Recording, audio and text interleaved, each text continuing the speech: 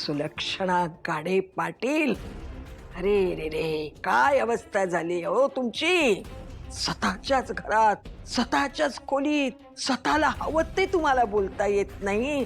अरे कालपर्यंत याच घरात रुबाबात आदेश सोडायचीस तू, आणि आता एक शब्द खुलेपणानं बोलता येऊ नये.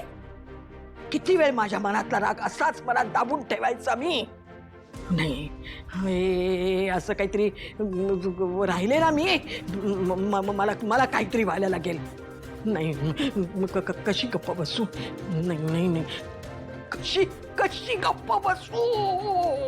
नाही, हे अवलक्षणे, हे सगळं झाले ना, हे सगळं तुझ्यामुळे झाले का.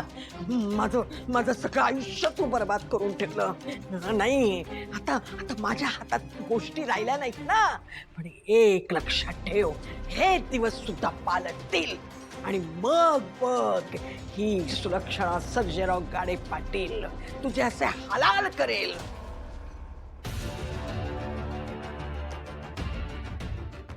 हे मरेपर्यंत तुझ्या लक्षात राहील. हे दिनाची मॅडम, अरे हे तुलाच काय, पण बघणारे सगळे असतात ना, त्यांच्याही ते लक्षात राहील.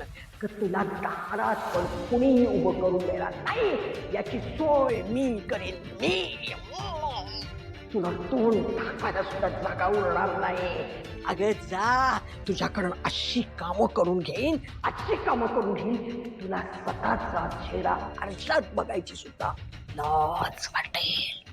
हो बघच तू.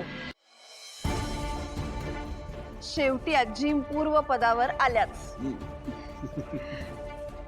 ए, कुठे चाललीस तू? आलेच.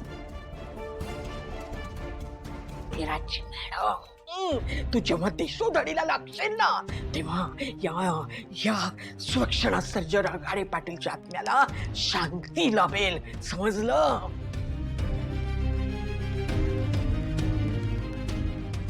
अरे वा, मला तू मौन पाळायला लागलीस काय.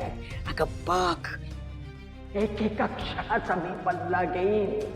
मला कोण म्हणतात चांगलं माहितीये तुला. बघत जरा, ताठ मानेनं तुला जगता येणार.